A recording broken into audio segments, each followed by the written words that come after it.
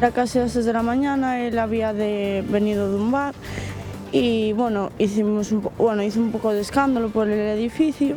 Entonces estábamos en casa, él se iba a hacer un bocadillo y entonces llegó la policía, yo abrí la puerta y él quiso salir sin más, o sea, sin el cuchillo ni nada, y ya lo redujeron, le dieron con la porra, nosotros nos amenazaron, a mí me empujaron, me tiraron al suelo. Lo único que pedimos es que se haga justicia y que esto no quede impune. Son os familiares do home de 35 anos falecido tras unha intervención policial na Coruña que piden xustiza. Acusan a policía de excederse, causándolle a morte. Os axentes acudiran ao seu domicilio alertados por varios veciños que escuitaran golpes e berros. Ao chegaren, o home recibiunos supostamente cun cuitelo na man. O informe oficial ao que tivo acceso un equipo do Galicia Noticias descarta que fora a policía quen acabara coa súa vida e apunta a unha morte natural. O xulgado mantén aberta unha investigación á espera do resultado da autopsia. Boa tarde. Manuela Barbosa, veciña de Arcade en Redondela, desaparecía en xullo do 2021. Os seus restos óseos eran localizados nunha leira 3 anos despois. Hai unhas horas coñecíamos a noticia de que o xulgado arquivaba o seu caso, pero a familia non tardou en reaccionar. Reclaman xustiza e mesmo denuncian neglixencias na investigación pola desaparición e morte violenta de Manuela. O abogado da familia solicitou a reactivación da instrución. Cando menos deben pasar polo que é a sede judicial para que se poda interrogar, para que se poda preguntar máis alá dunhas diligencias policiales a toda a xente que realmente se lle preguntou e que falou os corpos policiais, é dicir, algún tipo de actividade judicial. Unha estufa de gas puido ser a orixe do incendio rexistrado nun piso de Ferrol nestas últimas horas. As dúas persoas que residían na vivenda tiveron que atendelas por unha crise de ansiedade. Un deles sufriu unha pequena queimadura ao rescatar o seu gato. Algúns veciños saíron do edificio e outros quedaron confinados seguindo as instruccións dos bombeiros por mor do fume. As lapas destruíron un cuarto e a galería anexa. Un pouquiño antes das 4, pois empezamos a oír berros no cañón da escaleira. Era a xente que estaba vivindo nese piso que estaba ardendo todo. E bueno, depois en seguidiña viñeron os bomberos e pois nada, ardeu todo, foi un susto. Tienen que salir, que está ardiendo el edificio. Entonces ya nos juntamos todos y ya salimos, ya vinieron los bomberos. Un susto grande, Sí. Yo aún no estoy recuperada. A policía investiga o roubo de centos de estacas de oliveiras en Monforte valoradas en máis de 1.000 euros. Pertencen a unha plantación de Prodeme, que é unha asociación sen ánimo de lucro dedicada á integración laboral de persoas con discapacidade intelectual. Os soportes das oliveiras, estes que ven, son importantes e valen máis que as propias árbores. Dende a organización xa puxeron cámaras de vigilancia. Nos preocupa que se teña por norma pois os fines de semana ir ás fincas de Prodeme a repoñernos e cargar o vehículo con estacas que en cierto modo son voluminosas, son unhas estacas especiales que son de importación tratadas e bueno, pois teñen o seu costo e nos produce a alarma correspondiente. E ollo, hoxe co mar hai activado un aviso laranxa por temporal costeiro en todo o litoral do país. Espéranse ondas no mar de ata 7 metros e lufadas de vento moi intensas. A Xunta lembra a importancia de manterse afastados da liña de costa e pide extremar as medidas de seguridade cando se realice calquera actividade no mar e revisar os cabos e amarres das embarcacións. Dentro dos minutos dámosles os detalles desta alerta. É cardado incluso no sótano, porque vemos algunha vez xa a terraza chegou hasta a iglesia, o sea que hai que recoller todo, sí. Pois tócame estar aí na casa, en vez de salir a pasear, estar en casa.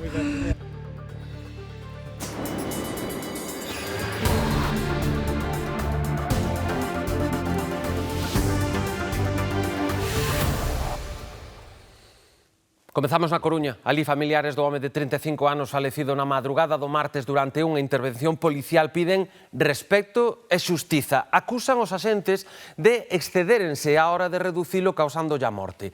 Porén, segundo un informe ao que tivo acceso un equipo do Galicia Noticias, nega esta versión dos feitos e recolle que o falecemento se debeu a unha morte natural. Todo comezou minutos antes das 3 da mañá do martes no interior deste edificio da Rúa Merced, no barrio dos Castros. Daquela un home de 35 anos chegaba á súa casa e comezou a petar nas portas e no ascensor vociferando. Os veciños alertaron á policía. Un pouco de escándalo por el edificio, entonces estábamos en casa, se iba a hacer un bocadillo, entonces llegó la policía, yo abrí la puerta y él quiso salir sin más, o sea, sin el cuchillo ni nada, y ya lo redujeron. Le dieron con la porra, nosotros nos amenazaron. Estaba colocado, sí, estaba colocado, estaba en su casa, no estaba molestando a nadie. Y ellas abrieron pues pensando que le dirían, pues mira, que le iban a calmar, porque él sí que es verdad que en alguna ocasión que le tiene visto a la policía, se calmaba, se bajaba mucho cuando los veía a ellos. Y en el momento que una persona no se está revolviendo y está quieta, no veo la necesidad de seguir golpeándole y sin que siga respirando con ese ensañamiento como lo que hicieron. Es que no lo veo normal. Segundo o informe ao que tivo acceso Galicia Noticias, cando a policía chegou á vivenda viron un home que atravesaba as presas o corredor introducíndose nunha estancia para acto seguido saír contra os policías esgrimindo un coitelo e abalanzándose sobre eles. Nun momento dado, o home caeu ao chan e coa intención de evitar a súa incorporación propináronlle un golpe na curva dunha das pernas. Para reducilo, segundo recolle o informe, empregaron 2 griletes unidos e colocárono en posición de seguridade. Mentres agardaban pola ambulancia, o home comezou a atoparse mal e a esvaecerse. É aí cando a policía intenta sen éxito reanimalo. O informe fala dunha morte natural. Y lo sentaron y él ya no tenía ni pulso, ya en el suelo, ya estaba inconsciente. Y lo empezaron a reanimar y ya no había nada que hacer. Y lo único que pedimos es que se haga justicia y que esto no quede impune porque no fue una muerte natural, ellos lo han matado. Un xulgado da Coruña é quen se encarga da investigación. Polo momento estáse á espera da autopsia que será a que determine se é necesario realizar novas xestións policiais ou mesmo abrir unha investigación e a que axude tamén a esclarecer que foi o que pasou. Un tiroteo en Lugo mantén en prisión un home que disparou a outro por supostas desavinzas. As balas non chegaron a alcanzalo, pero os furacos eran visibles no seu coche, segundo recolle o atestado policial. Os feitos tiveron lugar o pasado 17 de agosto e a súa detención produciuse días despois acusado de tentativa de homicidio, ameazas, danos e tenza ilícita de armas. A Audiencia Provincial de Lugo acaba de desestimar o recurso para a súa posta en liberdade e ratifica a medida de prisión preventiva. A Policía Nacional investiga se os feitos gardan relación co incendio que sufriu en novembro a vivenda ocupada onde residía. Un veciño de Camariñas na Costa da Morta tópase hospitalizado en estado grave despois de recibir unha brutal malleira. Os feitos sucederon o domingo nunha rúa da Ponte do Porto. A vítima pasaba pola zona cando varios homes baixaron dos seus vehículos e comezaron a golpealo. Malia a gravidade das lesións, o home non presentou denuncia ante a Garda Civil. A principal sospeita apunta a un axuste de contas por culpa dunha débeda relacionada co tráfico de drogas. Cambiamos de asunto. A familia de Manuela Barbosa recorreu a decisión xudicial de arquivar o seu caso. Reclaman xustiza e mesmo denuncian neglixencias na investigación pola desaparición e morte violenta desta veciña de Redondela. O abogado da familia solicitou a reactivación da instrucción. Entende a acusación particular que quedan en xestións xudiciais aínda por facer. Manuela Barbosa desapareceu en xullo de 2021 e os seus restos óseos foron localizados nunha leira 3 anos despois con sinais de violencia. O xulgado que leva o caso decidiu arquivalo por falta de probas contundentes sobre a autoría. A acusación particular recorreu a decisión. Entenden que caben novos trámites xudiciais. Cando menos deben pasar polo que é a sede xudicial para que se poda interrogar, para que se poda preguntar máis alá dunhas diligencias policiales a toda a xente que realmente se lle preguntou e coa que falou os corpos policiais, que se podan someter a contradición que é necesaria das preguntas do fiscal, desta acusación particular, é dicir, algo máis do que está feito. Para a acusación particular, a singularidade do caso e a imposibilidade de intervir na instrucción argumentan aínda máis o recurso presentado. Non deixa de ser un delito que se cometeu fai xa anos e cando se empeza a investigación o que é policial, hai moitas probas e moitas cousas que é moi difícil de obter polo tempo transcurrido, dende a data da morte desta señora ata que realmente se dá co cadáver. Esta acusación particular custoulle moitísimos meses que nos deixaran persoar, non sei por qué, pois neste caso, como había un secreto de sumario, tampouco entendemos por qué estaba ese secreto para a familia, pero bueno, non tuvemos oportunidade, e agora que nos dan as actuacións, vendo o que hai, pois sí pensamos que se poden facer máis cousas e non se debe obviar ou deixar así morrer unha instrucción por un delito tan grave como é a morte violenta dunha persoa. Raquel, unha das fillas de Manuela Barbosa, trasladou á Televisión de Galicia a desolación da familia que denuncia neglixencias policiais durante a desaparición e na investigación do presunto asasinato. Teñen poucas esperanzas de que o recurso prospere, pero non queren deixar de loitar. Pensan que un crime como este non debería quedar impune. Para descanso da familia e da ciudadanía en xeral, é dicir, a propia ciudadanía ten que ver que, como noutros casos, que se ha intentado todo e se ha esgotado todo. É dicir, que isto nos pode pasar a calquera. A espera da resolución do recurso, a familia de Manuela reclama xustiza, aínda que a súa morte violenta sexa unha ferida da que non van sandar. Esta é a Igrexa Vella de Loeda en Piñor, na provincia de Ourense. Vendo isto non fai falta que lle expliquemos moito máis, pero, como imaginan, os veciños están indignados porque din que a Igrexa e a administración levan anos en facer nada ao respecto. Teñen familiares soterrados na volta dela e queren unha solución. En nada, escuitámolos contarnos que sucede. Porque timos o cementerio aí e timos os nosos difuntos e bueno, sempre ben, que estuvera ben. Un peligro porque, vamos a ver, o tellado xa está derrumbado e dentro xa arrumblaron con todo porque empezou a deteriorarse a porta agora está totalmente deteriorada e entra calquera. Hoxe cúmprese un ano do crime machista de Rexane Soare en Viveiro. A vítima, unha muller de 42 anos, foi asasinada a cuiteladas no seu domicilio de Covas. O investigado como suposto autor do crime é a súa parella, un veciño de 50 anos que exercía de taxista en Viveiro. Detivérono pouco despois dos feitos e permanece preso no cárcere de Bonxe á espera de que se celebre o xuízo. En Portugal houbo 2 naufraxios en menos de 48 horas. A Mariña Lusa acaba de suspender a busca dos 4 mariñeiros desaparecidos que ian a bordo do Carlos Cuña. Este palangreiro portugués, habitual do Porto de Vigo, afundía o martes na costa de Aveiro e mentres en Camiña continúan buscando os 3 pescadores de orixe indonesia que levan desaparecidos xa 4 días dende que se afundiu o Vila de Camiña na desembocadura do río Miño. Máis asuntos. Susto en Ferrol polo incendio no 5º andar dun edificio no barrio de Ultramar. A orixe do lume puido estar nunha estufa de gas. Os inquilinos tiveron que ser atendidos por unha crise nerviosa e unha pequena queimadura nun deles. As lapas calcinaron un cuarto, tamén a galería anexa, pero o fume deixou todo tinguido de negro. Foi contra as 4 da tarde cando os inquilinos do 5º andar deste inmoble da Rúa Sánchez Calviño saíron correndo e deron a voz de alarma. O lume devoraba un cuarto anexo a unha galería e as lapas saían polas fiestras. Algúns veciños desaloxaron as vivendas e outros quedaron confinados seguindo instruccións dos servizos de emerxencias, como os da vivenda contigua que se illaron no balcón. Un vecino que non sabemos quen é, tienen que salir, que está ardiendo el edificio. Bueno, algunos salieron a la calle, yo por ejemplo que vivo en el tercero, pues me quedé en el primero. Nos dijeron, quédense aquí con los del primero. Un susto grande, un susto grande. Yo aún no estoy recuperada.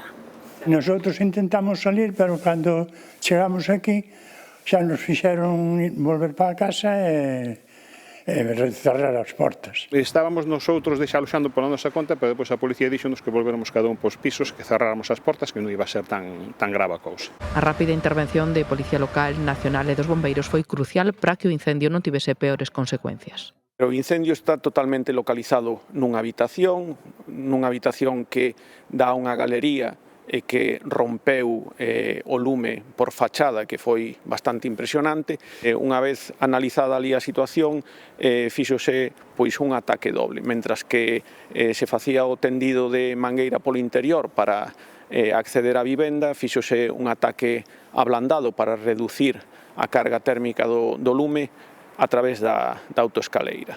Unha estufa de gas puido ser a causa do lume. Como primeira hipótese pode ser que a estufa poidera prender nalgún material inflamable e que a bombona pois se vira afectada bastante pola calor. Ou puido ser un mal funcionamento da propia estufa, cousa que, bueno, hai que investigar máis, pero pode pode ser calquera das dúas. As lapas só destruíron o cuarto onde se eroxinou o lume e a galería anexa, pero a calor e o fume causaron máis estragos no quinto andar.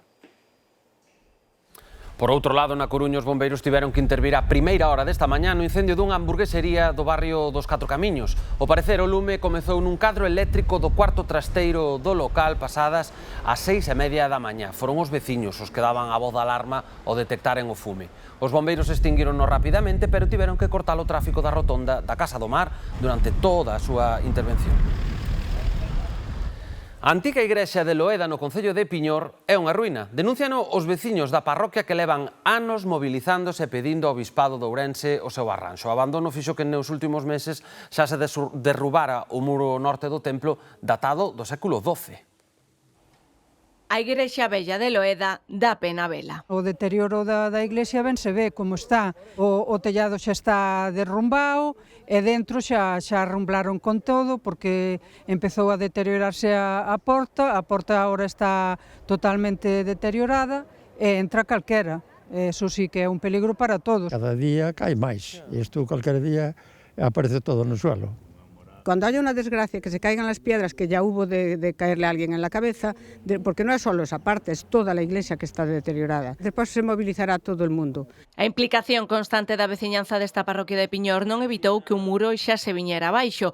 Datada no século XII, a igrexa foi reconstruída no XVII. Abandonouse en 1969, cando fixeron moi preto a igrexa nova. Do ano 69 se abandonou total e absolutamente, non se volveu a facer máis nada. De feito, houve xente, había aquí un veciño que el ofrecía madeira para poñerlle o tellado, a xente estaba disposta a facelo, pero oscuras, unha cousa outra por outra, que non se fixo nada. Non se levou a cabo ninguna tarefa de mantemento, de coidado, e entonces foise deteriorando pouco a pouco.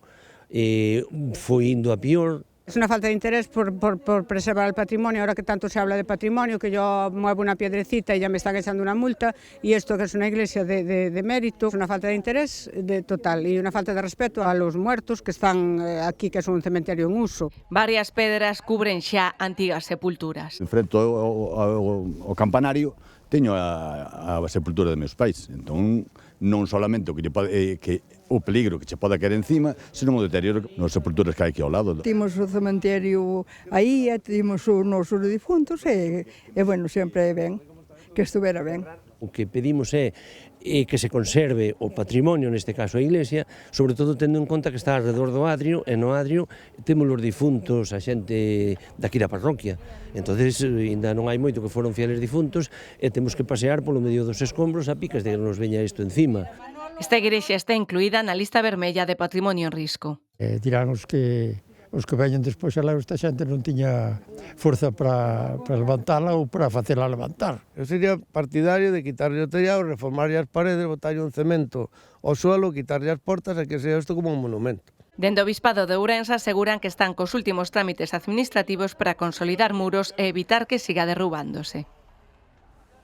A policía investiga o roubo de centos de estacas de oliveiras en Monforte, valoradas en máis de 1.000 euros. Pertencen a unha plantación de Prodeme, que é unha asociación sen ánimo de lucro que está dedicada á integración laboral de persoas con discapacidade intelectual.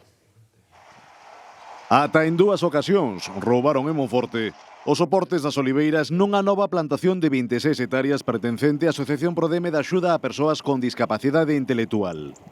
De cada vez levaron máis dun cento de estacas que tiveron que ser repostas. Estamos plantando olivos, estamos poñendo varias variedades, son unhas 7.000 plantas, e notamos que nos últimos fines de semana pois veñen desaparecendo sobre 100, 120 estacas, e, bueno, hombre, pois a nos preocupa que se teña por norma pois os fines de semana ir ás fincas de Prodeme a repoñernos e cargar o vehículo con estacas. Os soportes das oliveiras son importados e valen máis que as propias árbores.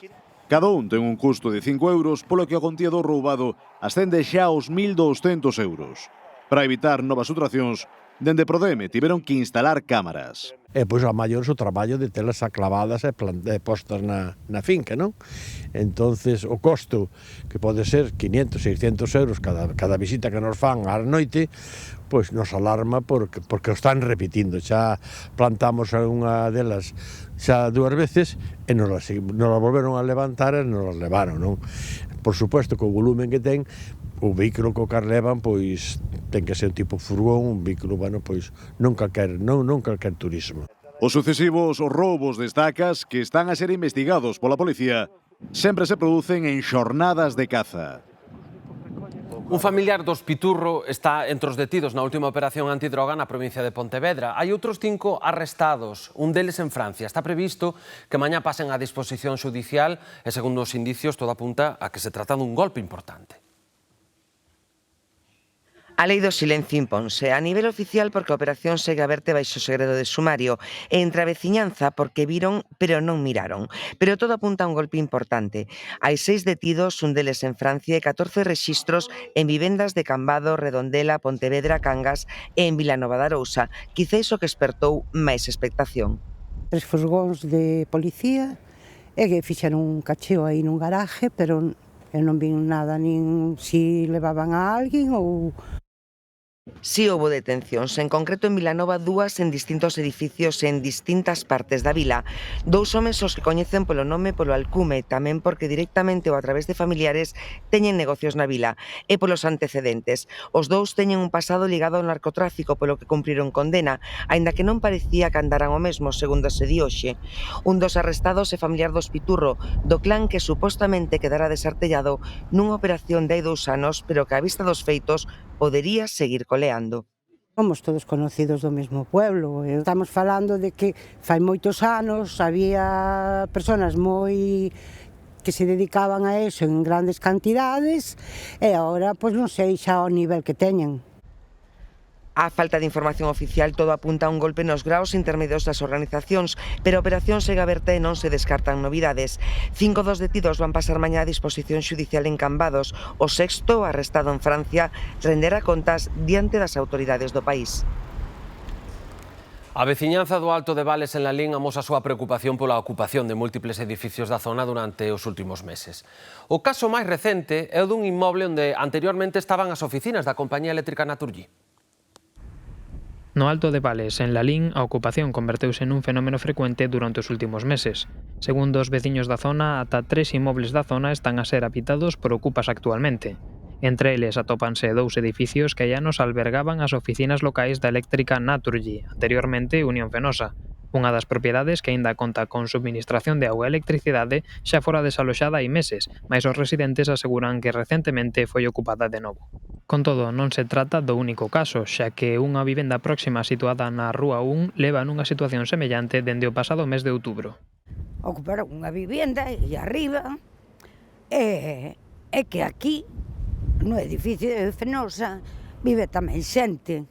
Eles o seu, polo que din, que eu só vin un día salir, vindo do centro de salud tamén, que non podo decir moito. Pero, bueno, os de arriba, parece que os veciños, a veciñanza que hai, que está moi preocupada, porque son personas que non deixan acercar a nadie. A pesar de que en algúns dos casos os ocupas non causaron maiores problemas, os veciños aseguran que o recente crecemento da ocupación na zona infunde unha sensación de inseguridade. Sinalan ademais que os casos non se limitan únicamente a aqueles que logran acceder ás vivendas. Preocúpame. Nos, por exemplo, vivimos o meu marido e eu solos na casa e intentarnos entrar. Forzaronnos a porta, non deron entrada. Pero forzaronnos a porta, claro que preocupa. Ante esta situación, os residentes piden a adopción de medidas que permitan atallar o problema. No caso dos inmobles propiedade de Naturgy reclaman un mellor cuidado da súa contorna, pois aseguran que hai xa tempo que foron abandonados. Ben, 2:15, hai activado un aviso laranxa por temporal costeiro en todo o litoral do país. As autoridades alertan para que extrememos as precaucións na costa. En Caión está Demetrio Morenza.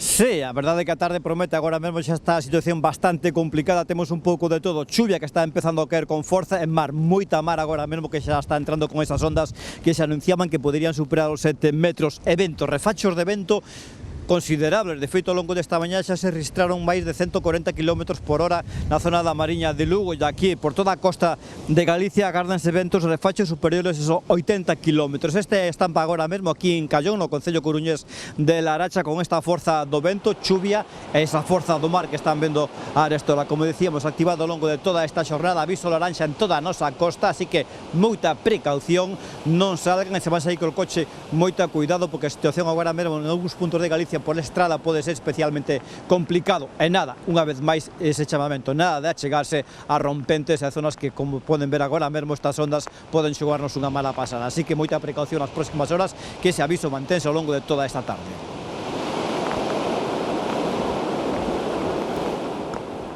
E o vento, sobre todo, notase moito xa nas olas, é eso. Pero sí. Pois tócame estarei na casa, en vez de salir a pasear, estar en casa.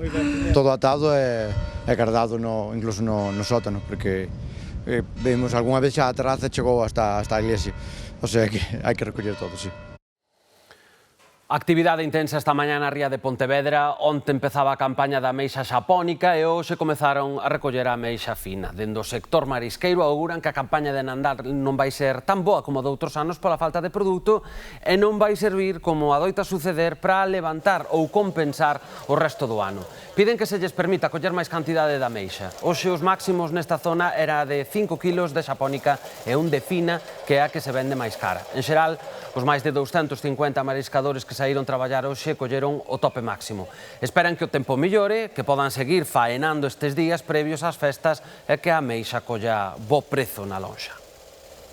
Hace un día muy difícil, hace mucho frío, las manos las tenemos congeladas, pero bueno, esperemos que, a ver, hoy fuimos temprano a trabajar, fuimos a las 8 de la mañana y se cogerá una cuota de 1 kilo de fina y 5 kilos de japónica. Estamos en plena campaña de Navidad y a ver qué precios tiene hoy y a ver qué tal sale la jornada. Bueno, un poquinho bravote, a fina cuesta un poquinho máis collela, pero cóllela. Claro, é un verán de Navidad onde máis debería ter máis precio e onde máis se debería de ganar. As portas do Nadal apúranse as compras estes días. É bastante habitual ver as rúas e establecementos comerciais ateigados de xente. Un momento que os amigos do alleo aproveitan para roubar cartos e pertenzas persoais. Así que hoxe imosles dar algúns consellos para evitaren que nos rouben e mesmo para facer compras en liña de maneira segura. Case metidos de cheo nas festas de Nadal e son datas estas en que se producen moitas vendas, non só de maneira presencial, senón tamén en liña. Polas rúas ou nos establecementos cruzámonos con moita xente e os amigos do alleo resultalles máis doado roubar. As aglomeracións non as podemos evitar, pero si tomar unha serie de precaucións básicas. Intentar tomar unha serie de precaucións básicas. Intentar non levar moitos cartos en riba, tampouco non levar xoias de moito valor ou un reloxo, porque isto é aproveitado nas aglomeracións un pequeno empuxón e nos poden quitar estes obxetos. Tamén intentar levar os cartos, as nosas pertenzas dentro de bolsos que teñamos colocados diante e ben pechados, evitar as mochilas atrás que lles facilitan moito podernoslo roubar. Consellos e recomendacións os que moitos xa están afeitos. Sobre onde vai? Hai que ter cuidado. Nestas épocas máis así de festas, ter máis precaución, non vai a ser que pase nada. O centro comercial, se levo mochila, poño aquí diante, se levo un bolso cruzado para que non me... E nada máis. Non hai outro problema. E as tarjetas sempre bloqueadas, só usadas cando as vou utilizar. Inda así, hai momentos críticos en que non está de máis estreitar as precaucións á hora de sacar cartos ou cando facemos os pagos, por exemplo. Unhas precaucións que debemos ter en conta tamén á hora de facer compras a través de internet. Debemos comprobar que dentro desa páxina, logo dese HTTP, hai esa S de seguridade, é a primeira opción de seguridade que nos dá a páxina, pero tamén podemos facer outras comprobacións dentro dela, como comprobar que posibilidades hai logo en posventa, é dicir, se existe ese CIF desa empresa, que posibilidades de contacto ten, e tamén comprobar o resto das opinións que hai na rede sobre esa propia páxina. Consellos e precaucións que nos poden axudar nestas datas en que se producen tantas vendas e con tantas aglomeracións na rúa e nos establecementos. Temos que preocuparnos de mercar con seguridade, pero tamén de non poñerlle lo fácil aos amigos do alleo. Imaxinan mercar varios décimos da lotería de Nadal e perdelos. Pois é o que lle pasou a un veciño de Marín. Tiña 30 boletos para repartir con amigos e familia por valor de 600 euros e desapareceronlle. Agora queda confiar en que ellos devolvan. De seguida vemos todos os detalles aquí no Galicia Noticias. Viñeron os tres, a muller, unha das fillas e o propio home, desesperados por si un casual se había topado algo aquí no chan ou así. E claro, hai veces que sí entregan as cousas porque hai xente boa e cada vez que topan algo entregamo, pero desta vez non entregaron nada. En Lugo, un grupo de persoas maiores acaba de visitar a decoración de Nadal da cidade nun acto promovido pola Cruz Vermella. É un xeito de acompañalos e compartir un tempo con eles gozando das luces e tamén da conversa. A árbore e o mercadiño ao pé da casa consistorial de Lugo, coas súas luces, atraen toda a atención. Con todo, Fina e Malika, o que máis valoran é compartir esta xornada. Las luces, la decoración, la actividad de la gente que me conozca, nuevas gentes. Es la reunión, la actividad de estar todas juntas. Son dúas das beneficiarias dun programa da Cruz Vermella para fomentar a comunidade e combater a soidade. Lo que pretendemos es que las personas mayores de la ciudad de Lugo realicen una actividad normalizada y cotidiana, como haría cualquier persona que vive en esta ciudad, pues salir a pasear, tomarse un café, ver la iluminación de Navidad, relacionarse, a charlar, contar sus experiencias, sus historias y pasar una tarde agradable. En compañía de voluntarios da entidade percorren o centro. Son personas que están en situaciones a lo mejor difíciles y yo creo que estas actividades les puede ayudar mucho a estar en un entorno donde ellos mismos se sientan bien. Estar con ella para que a lo mejor si alguno se siente solo o algo así, estar ahí para ayudarle, me encantaría. Lo que más valoran es compartir, estar un rato juntos, charlar, pasear juntos. Hacer una actividad tan normalizada lo que hace es que refuerza su dignidad, su autoestima, mejora sus relaciones, permiten que charlen de sus cosas del día a día y pasan una tarde agradable, que es la finalidad de esta actividad. Deixámosles agardando por un café para rematar a xornada que compartiron coa desculpa de visitar as luces de Nadal. O pesadelo de moitos estes días. Un veciño de Marín perdeu 30 décimos pola rúa. Son participacións que ia compartir coa familia por valor de 600 euros. Algúns números coñeceos, pero outros non, porque mercounos por toda a vila. Os seus achegados piden que nos teña que os devolva, xa que ademais dos cartos están xogando coa ilusión de toda unha familia. O afectado, que xa puxo denuncia en comisaría, é un home de 71 anos que vive nesta rúa da Ponte, onde adquiriu tamén uns décimos. Televisión de Galicia puido contactar telefónicamente coa súa filla, titular dun taxi en Marín, que non quixo facer declaracións á Cámara. O gran problema é que non sabe cales son algúns dos décimos que adquiriu. Viñeron os tres, a muller, unha das fillas e o propio home, desesperados por si un casual se había topado algo aquí no chan ou así. E claro, hai veces que sí entregan as cousas porque hai xente boa e cada vez que topan algo entregamo, pero desta vez non entregaron nada. E claro, o mellor foi na rúa. E na rúa o que pasa, colle non di nada. Segundo algunhas fontes, o home levaba os décimos nun cartafol de plástico dentro dunha carteira que atopou aberta.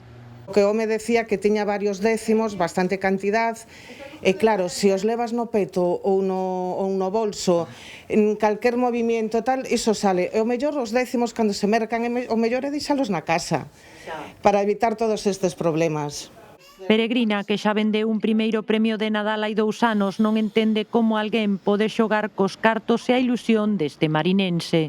Claro, é só unha. Outra, o mellor para cada un é que quedes co que tes, o que che veña así de fora, ben sexa roubado, ben sexa topado, máxime sabendo que hai unha persoa tola buscando eses números. Entonces, para que quedar con eso se non é teu e faz feliz a unha persoa que, bueno, teña a súa ilusión de repartir cos achegados, coa familia?